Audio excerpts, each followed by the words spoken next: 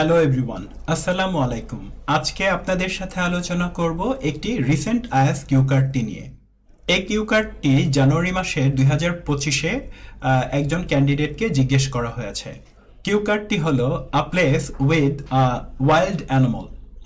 তো চলুন আমরা প্রথমে পুরো কিউ কার্ড প্রম্পটটিকে একটু পড়ে ফেলি। এখানে বলা হয়েছে ডিসক্রাইব এ প্লেস, একটা স্থানকে বর্ণনা করুন, ওয়্যার ইউ স, যেখানে আপনি দেখেছিলেন আ ওয়াইল্ড অ্যানিমাল, বন্য প্রাণী। ইউ শুড সে, আপনার বলা উচিত ওয়্যার দ্য প্লেস ইজ, স্থানটা কোথায়। ওয়েন ইউ ওয়েন্ট দেয়ার, সেখানে আপনি কখন গিয়েছিলেন। হোয়াট অ্যানিমাল ইউ স দেয়ার, সেখানে আপনি কোন প্রাণী দেখেছিলেন। অ্যান্ড এক্সপ্লেইন, এবং ব্যাখ্যা করুন, হাউ ইউ ফেল্ট, আপনি কেমন অনুভব করেছিলেন। When you saw the wild animals, যখন আপনি বন্যপ্রাণী দেখেছিলেন। যারা রিসেন্ট কিউ কার্ডগুলো নিয়মিত চর্চা করবে তাদের জন্য এটা খুব সম্ভাব্য যে এ ধরনের কোয়েশ্চেন আপনি ফাইনাল টেস্টে পেয়ে যেতে পারেন। তো এই কিউ কার্ডটিকে বর্ণনা করার জন্য আমরা প্রথমেই আপনাদেরকে কিছু ভালো ভোকাবুলারি শেখাবো। তো চলুন আমরা কিছু ভালো ভোকাবুলারি শিখে নেই। তো আমরা স্ক্রিনে দেখতে পাচ্ছি কতগুলো ভালো টপিক ভোকাবুলারি। তো প্রথম ভোকাবুলারিটা হলো থ্রাইভিং ট্যুরিস্ট ডেস্টিনেশন। আমরা জানি যে থ্রাইভিং মানে দিনে দিনে সমৃদ্ধ হচ্ছে এ ধরনের, ট্যুরিস্ট ডেস্টিনেশন মানে পর্যটন গন্তব্য। তার মানে আমরা বলতে পারি যে সমৃদ্ধশালী পর্যটন গন্তব্য। তারপরে আমি বলেছি ব্রেথ টেকিং ভিউস। আচ্ছা, ব্রেথ টেকিং ভিউস মানে হচ্ছে চমৎকার দৃশ্য বা দৃষ্টিনন্দন দৃশ্য, বুক ভরে নিঃশ্বাস নেওয়া যায় এ ধরনের দৃশ্য। তো কোনো জায়গাতে যদি খুব চমৎকার পরিবেশ থাকে তাহলে আপনি বলতে পারেন যে স্পেশাল অ্যাটমসফিয়ার মানে বিশেষ পরিবেশ। তারপর আমরা ব্যবহার করেছি আইকনিক ল্যান্ডমার্ক। আইকনিক ল্যান্ডমার্ক মানে হচ্ছে বিখ্যাত নিদর্শনাদি। যেহেতু ওয়াইল্ড অ্যানিমাল নিয়ে কথা বলবো, তো আমরা ব্যবহার করেছি স্পেশাস এনক্লোজার। স্পেশাস মানে প্রশস্ত বা জায়গাবহুল, এনক্লোজার মানে হচ্ছে কোনো কিছুকে, কোনো স্থানকে ঘিরে রাখা।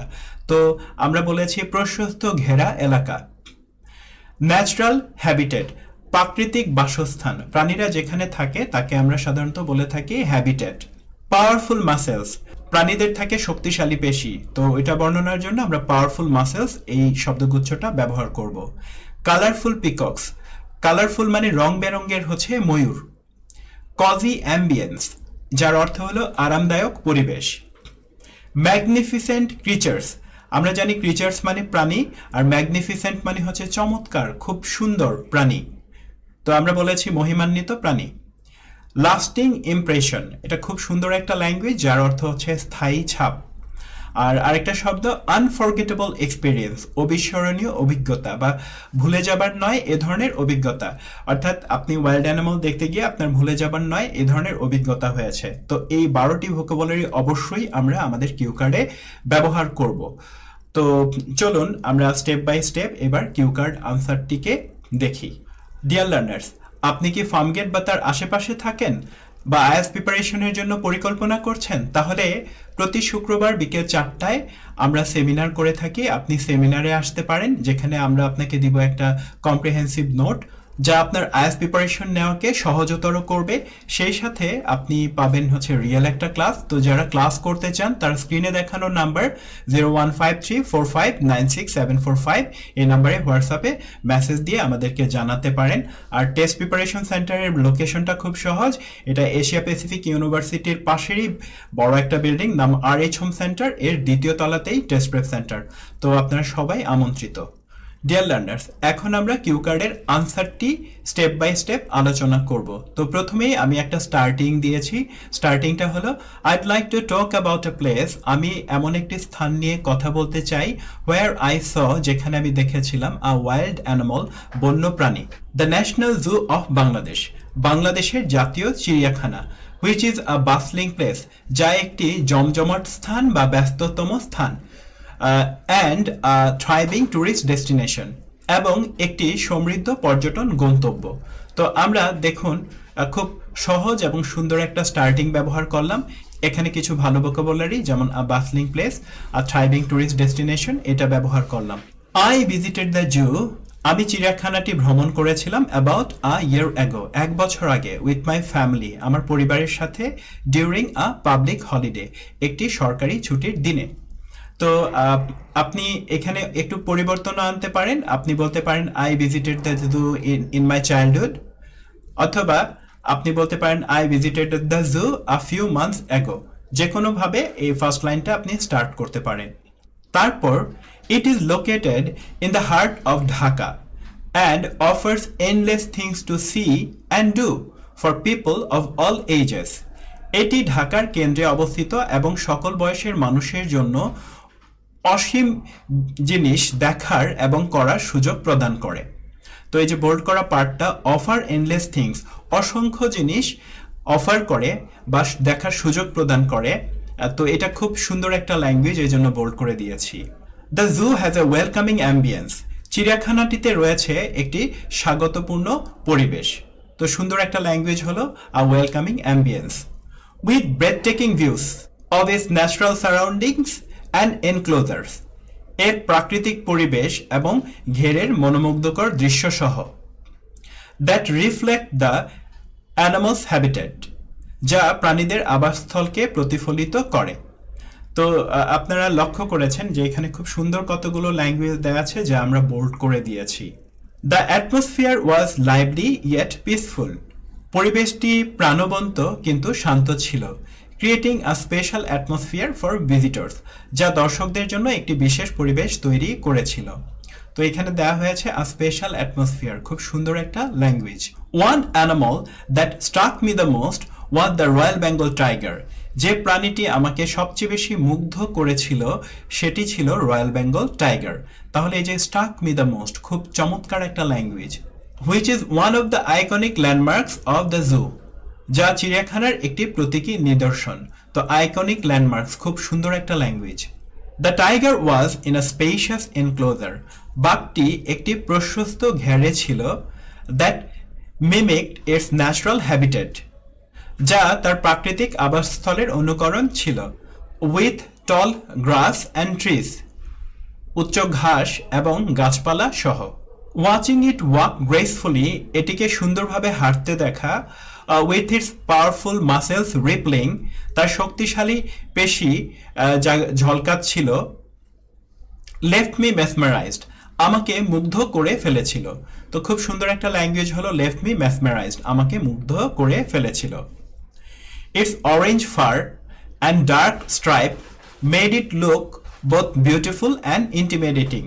এর কমলা পশম এবং গাঢ় ডোরাকাটা দাগ এটিকে সুন্দর এবং ভীতিকর দুটোই করে তুলেছিল।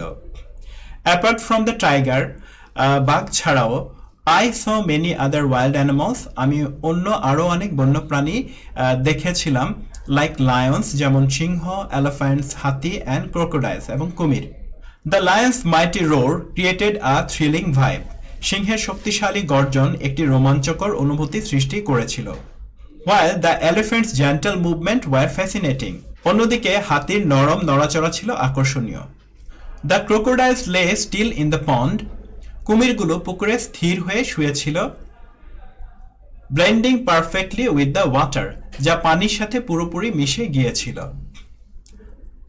There were also colorful peacocks, giraffes and monkeys, সেখানে রঙিন ময়ূর, জিরাফ এবং বাদর ছিল। The cozy ambience of the zoo made exploring these animals even more enjoyable. চিড়িয়াখানার আরামদায়ক পরিবেশ এই প্রাণীগুলোকে দেখা আরও আনন্দদায়ক করে তুলেছিল। And there was never a dull moment during the visit. এবং ভ্রমণের সময় এক মুহূর্ত একঘেয়েমি লাগেনি। Seeing the tiger and other animals left a lasting impression on me. বাঘ এবং অন্যান্য প্রাণীদের দেখা আমার উপর একটি স্থায়ী ছাপ ফেলেছিল। It made me appreciate the importance of wildlife conservation and protecting such magnificent creatures. এটি আমাকে বন্যপ্রাণী সংরক্ষণ এবং এমন অসাধারণ প্রাণীদের রক্ষা করার গুরুত্ব বুঝতে সাহায্য করেছে। I felt a mix of awe and excitement. And although the experience was over too quickly, it was unforgettable. আমি মুগ্ধতা এবং উত্তেজনার একটি মিশ্র অনুভূতি অনুভব করেছিলাম এবং যদিও অভিজ্ঞতাটি খুব দ্রুত শেষ হয়ে গিয়েছিল, এটি ছিল ভোলার মতো নয় এমন। ইন কনক্লুশন, অথবা আমরা বলতে পারি to wrap this conversation up, the national zoo of Bangladesh is a place, বাংলাদেশের জাতীয় চিড়িয়াখানা এমন একটি স্থান that truly offer something for everyone, যা সবার জন্যই কিছু না কিছু অফার করে থাকে। Combining education, entertainment and a deep connection with nature, যা বিনোদন, প্রকৃতির সাথে গভীর সংযোগ এবং সমন্বয় করে। Visiting it was an unforgettable experience and I'd love to return someday. এটি পরিদর্শন করা একটি ভোলার অযোগ্য অভিজ্ঞতা ছিল এবং আমি ভবিষ্যতে আবার যেতে চাই। এই কিউ কার্ডে আমরা কতগুলো ভালো ভার্ব ফ্রেজেস ব্যবহার করেছি। তো ভার্ব ফ্রেজগুলো আমরা একটু দেখি। এখানে বলেছি স্টাক মি দ্য মোস্ট, আমাকে সবচেয়ে বেশি মুগ্ধ করেছিল বা প্রভাবিত করেছিল। Number 2, offer endless things to see and do, দেখার এবং করার জন্য অসীম সুযোগ দেয়। আমরা জানি ব্লেন্ড শব্দটার অর্থ হচ্ছে মিশে যাওয়া। তো এখানে বলেছি blending perfectly with the water, পানির সাথে সম্পূর্ণভাবে মিশে গেছে এইরকম। লিভের past form left a lasting impression on me, আমার উপর একটি স্থায়ী ছাপ ফেলেছিল। Appreciate the importance of wildlife and conservation, বন্যপ্রাণী এবং সংরক্ষণের গুরুত্ব উপলব্ধি করা। Made me feel a mix of awe and excitement, আমাকে বিস্ময় এবং উত্তেজনার মিশ্র অনুভূতি দিয়েছিল। এই কিউ কার্ডটিতে কিছু সেগমেন্ট বি ভার্ব দিয়ে প্রেজেন্ট করা হয়েছিল। আর এই সেগমেন্টগুলো হলো ওয়াজ ওভার টু কুইকলি, খুব দ্রুত শেষ হয়ে গিয়েছিল। ওয়াজ মেসমেরাইজড, মুগ্ধ হয়েছিলাম। ওয়াজ অ্যান আনফরগেটেবল এক্সপিরিয়েন্স, এটি একটি বিস্ময়কর অভিজ্ঞতা ছিল। ওয়াজ ইন আ স্পেশিয়াস এনক্লোজার, একটি প্রশস্ত ঘেরা এলাকায় ছিল। ওয়ার ফ্যাসিনেটিং, আকর্ষণীয় ছিল। এখানে আরও কিছু লেক্সিক্যাল রিসোর্সেস ব্যবহার করা হয়েছিল যেগুলো খুব সুন্দর, যেমন ওয়েলকামিং অ্যাম্বিয়েন্স, আন্তরিক পরিবেশ, ন্যাচারাল সারাউন্ডিংস, প্রাকৃতিক পরিবেশ, থ্রিলিং ভাইব, রোমাঞ্চকর অনুভূতি, জেন্টাল মুভমেন্ট, কোমল নড়াচড়া, education, entertainment and deep connection with nature, শিক্ষা, বিনোদন এবং প্রকৃতির সাথে গভীর সম্পর্ক। অফার সামথিং ফর এভরিওয়ান, সবার জন্য কিছু না কিছু অফার করা। তাহলে এই লেসনটা থেকে আমরা ভালো টপিক ভোকাবুলারি সহ অনেক ভালো কিছু ভোকাবুলারি রিসোর্স শিখতে পারলাম। এবং প্রতিদিনই এভাবে যদি আপনি একটু একটু করে কাজ করেন তাহলে কিন্তু আপনার ফাইনাল প্রিপারেশনটা ভালো হবে এবং স্পিকিংয়ে আপনি ভালো করতে পারবেন।